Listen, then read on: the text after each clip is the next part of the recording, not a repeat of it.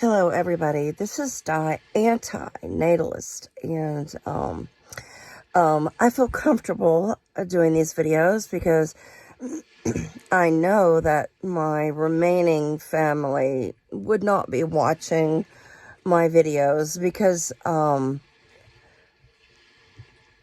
that would be such a voyeurship and such a violation. And they would have more honor and integrity than to watch my videos and not, get in touch with me or respond to me. So I do feel that I'm quite comfortable doing these videos. Today's video is going to be on some very awkward episodes in my life, and solely due to my parents. And so I will start off with the first awkward, probably one of the most initial awkward episodes in my entire life. And that was my parents' divorce, and because of their estranged predicament between the two of them, it was extremely awkward.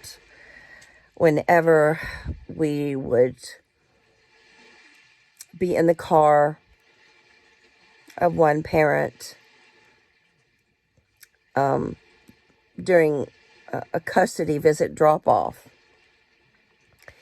and when the urge came to disclose what we did, at the last parent's household on a visit during a custody visit, and it was realized that the other parent was jealous, and the other parent was resentful, and the other parent did not want to hear the truth. They did not want to hear that we possibly had fun at the other parent's house during the weekend or the week. And due to that, we had to conceal and withhold our feelings, making it very awkward for, a teenager, like about 13 years of age.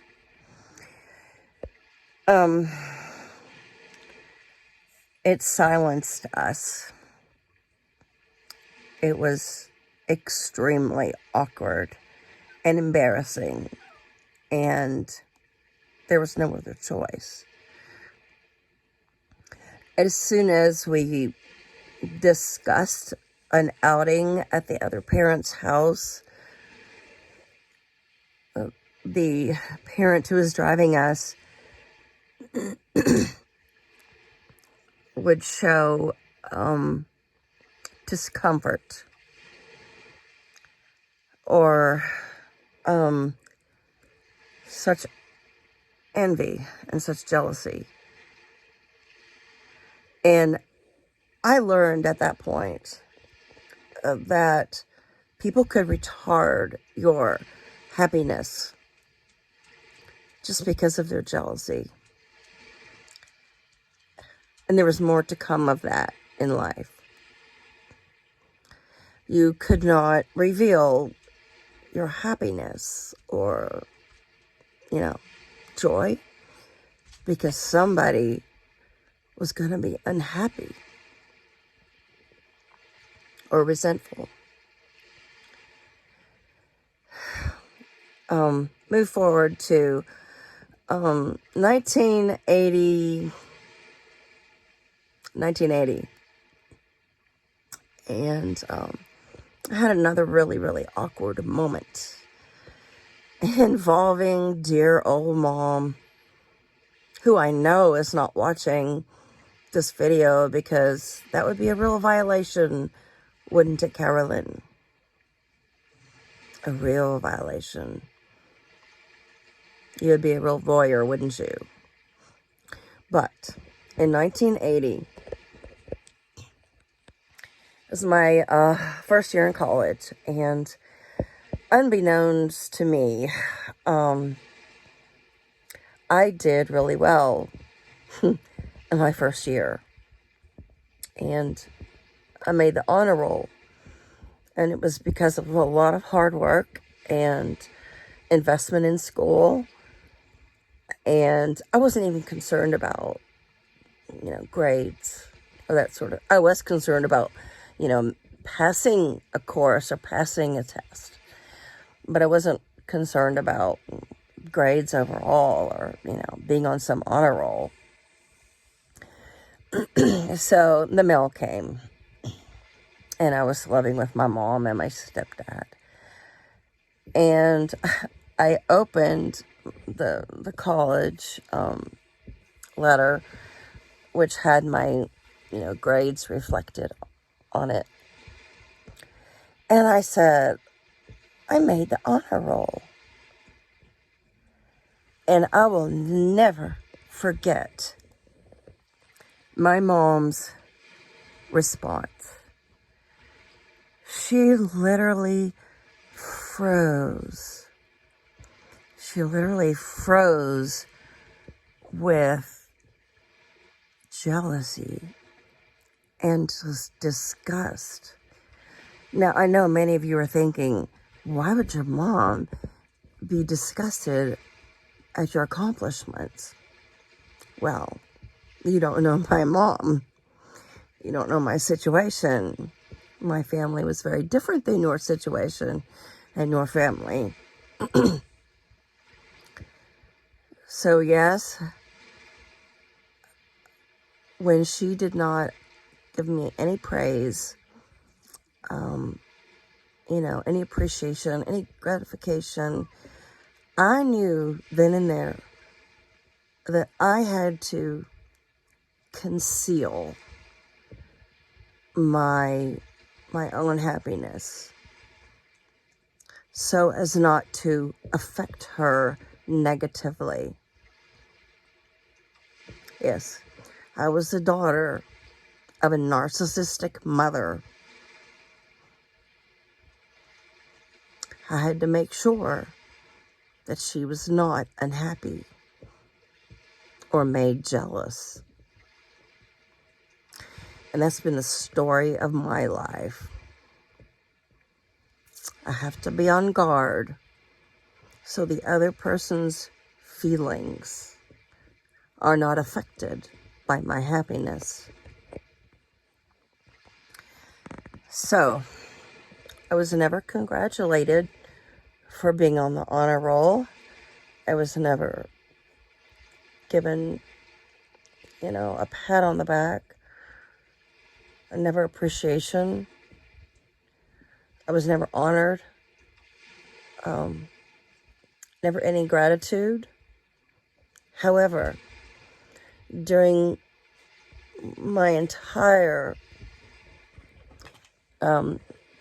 past, high school, grade school, middle school years, I would be reprimanded for not doing well, or not doing my best, or not making A's or whatever. But then, when I finally worked on my own and got an unexpected, honor roll placement, I was not commended. It's been the story of my life. That wasn't awkward. Let me tell you of an event that happened about, maybe 1976.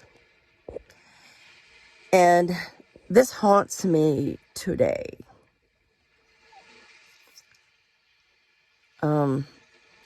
My mother made sure that we were in church as much as possible. church was, her thing, her gig. Wasn't my gig. Wasn't my brother's gig. So, after her divorce, she quickly went out and tried to, remarry and, get acquainted with, men, and she tried meeting men through the church.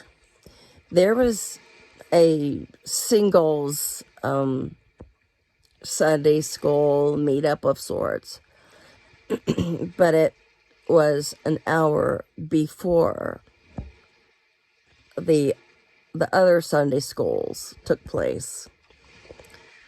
And so this was the most awkward moments of my young life.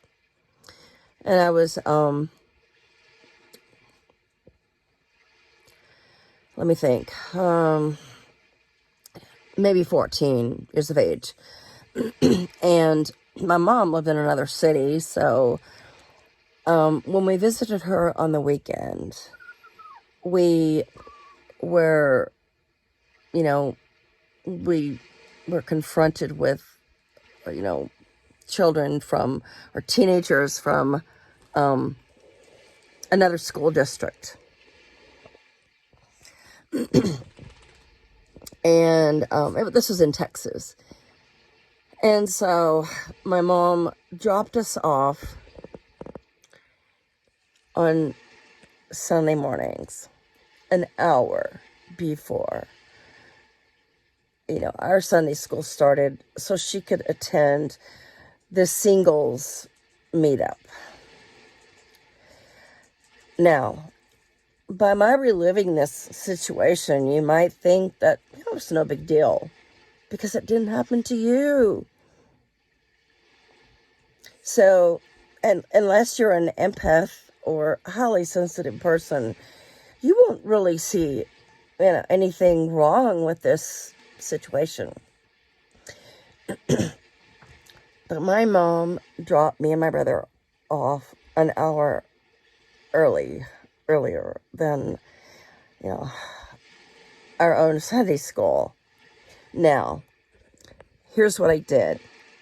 Since there was nobody in the church or in the, the Sunday school room, there was nothing to do. There was no cell phones, there was no internet, there was no TV, there was no nothing. And, I was forced to wear a dress, which I didn't like. That was awkward in and of itself. And I always thought it was very, very sexist to be forced to wear a dress to go to church.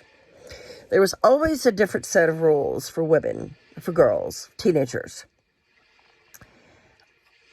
Always a different code for women, which, I retaliated against, even as a child, because I saw the misogyny. And that was way before misogyny was even a word. I saw the discrimination. So my mom dropped me and my brother off early. I have no clue what my brother did because it was such an awkward episode that me and him didn't talk about it. And I'm sure he was equally as embarrassed and alone. And it was probably one of my most lonely feelings of my life. And my mom did not care about my feelings, my loneliness, and my awkwardness. She was just trying to, remarry to me a new guy because she was in her 30s.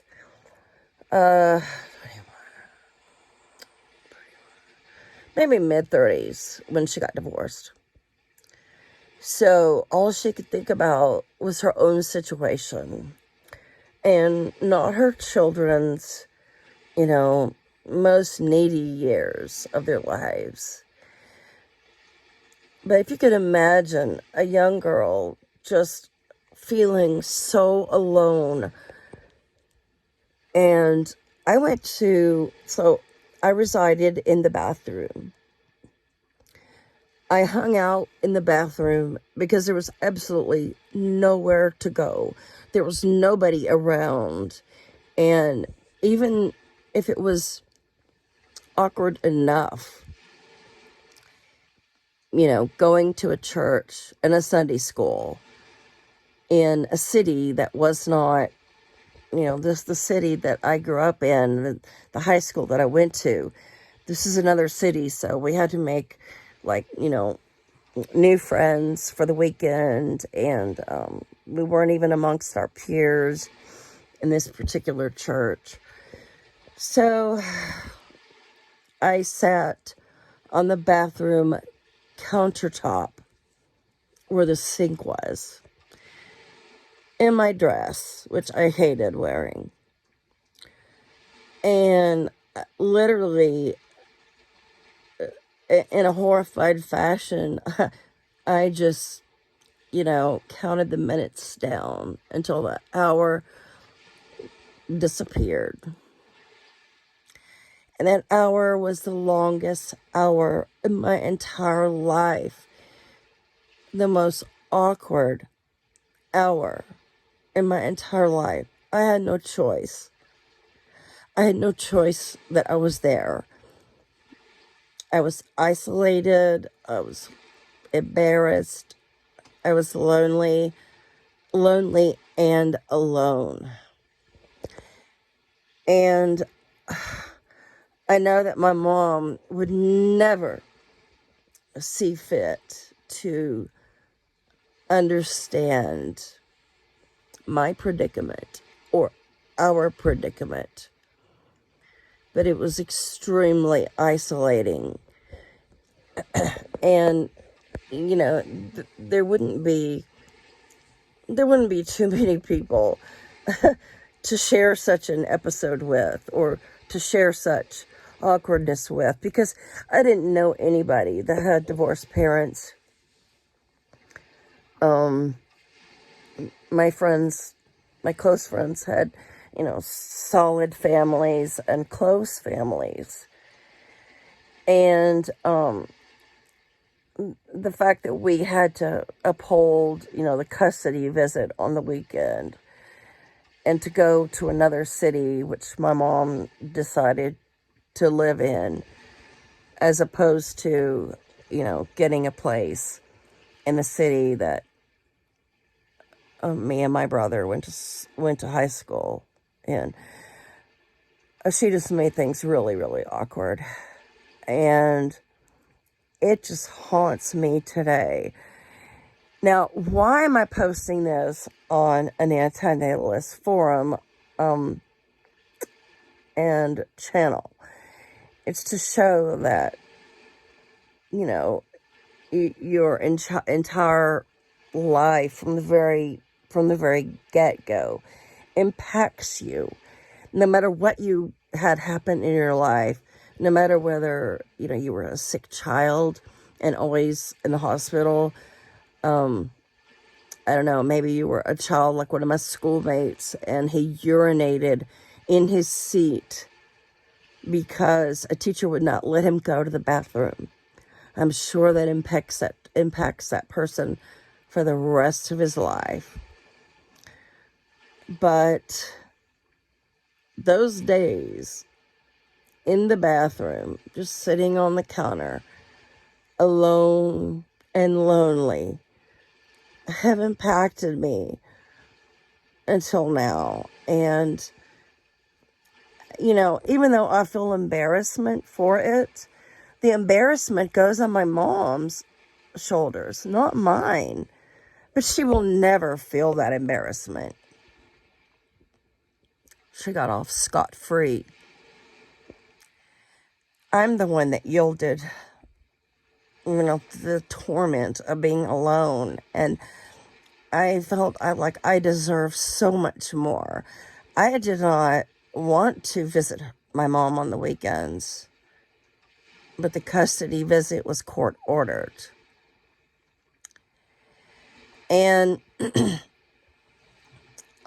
my dad would drive us to our mom's place for the weekend custody visit. However, when I became a driver, at 16, I bought a minimal car. It was a 10-year-old Maverick, a green Maverick. And I believe the year was 1970. It was really old. So when I became 16, my dad relinquished the responsibility of driving to my mom's house to me, which meant I drove me and my brother to my mom's house, which is about 40 minutes away. Would you believe my dad nor my mom ever reimbursed me for gas? I was a teenager and paid for that gas. And I paid for my insurance, my car insurance, all on my own. I never even asked for reimbursement. Why? Because I thought if they did not see that they owed me that was the test of their character. And I thought if they didn't see that a teenager was paying for her own gas to deliver her and her brother to their mom's house every weekend, then so be it. I'd rather harbor resentment for them than to ever beg for money.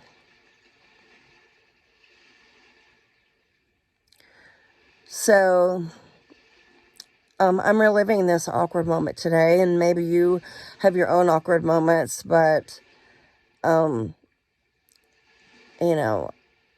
life is just a shattering experience, and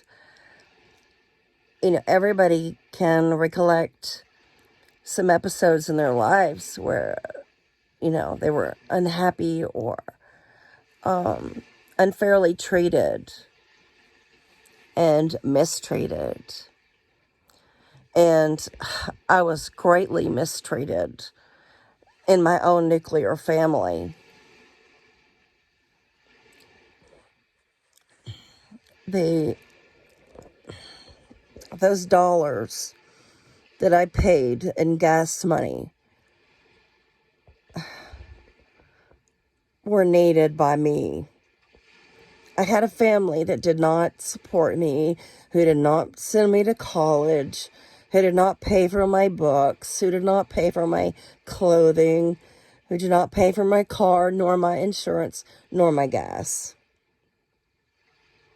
I worked many jobs to pay for that. And being the oldest child, it was just assumed that, I would drive my brother, and there was no effort to consider the gas that I needed to drive. So sometimes the oldest in any family takes on way more responsibility than they should have. And narcissistic parents are just very, very, very damaging. But the isolation of being in that church bathroom. I believe it was in Mesquite, Texas. It was either in Mesquite or Garland, but I think it was in Mesquite.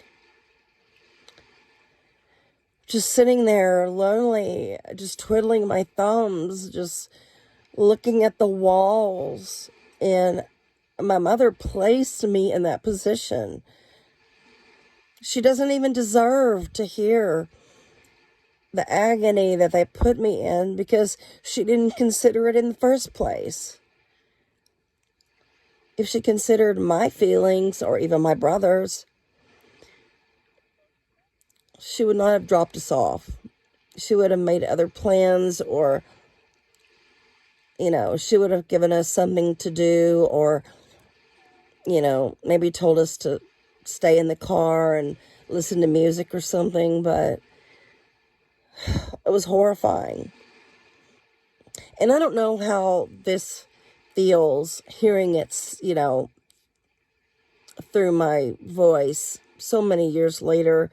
I don't know if it feels like, I'm complaining about small things, but this was a very, very big thing to, like a 14-year-old girl. A 14-year-old girl who had friends back in her hometown, and, was very sensitive to being felt alone and isolated. So I don't know if the impact of what I felt can come through this video. But my childhood was not an enviable one by any stretch. I wish I had different parents. I wish I had no parents. Wish I was never conceived. I mean, the awkwardness, the embarrassment, and to this day, I really don't think my living parent could even, begin to absorb the guilt that she should have. So anyway, just rambling on by candlelight. And I've been wanting to share this for a very long time because, it is because of a bad childhood, and by having very bad parents, very neglectful and narcissistic parents, that I am a stronger antinatalist. And I've given just about, all of my life away, really. I mean, I've just discussed everything through my channel. And it's not like I'm getting any rewards for it. I'm basically entertaining people. And I'm, exposing my life at my expense. And I don't know if I'm getting anywhere by doing so. I don't know if I'm enlightening people to refrain from having children. I don't know. Nobody's really told me that. I think I'm basically entertaining the likes of antinatalists. But I guess it's sort of cathartic to me, because I get no rewards for exposing myself, monetary or otherwise.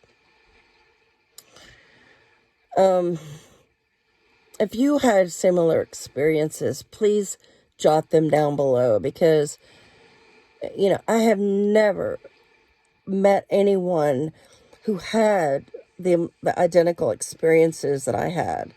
And it's a very isolating feeling to have and to carry. It's a heavy burden to carry. Feeling so alone and isolated, embarrassed at such a young age, when, your own parent was seeking gratification for themselves, and you were not considered. So I think that suggests what I'm getting at.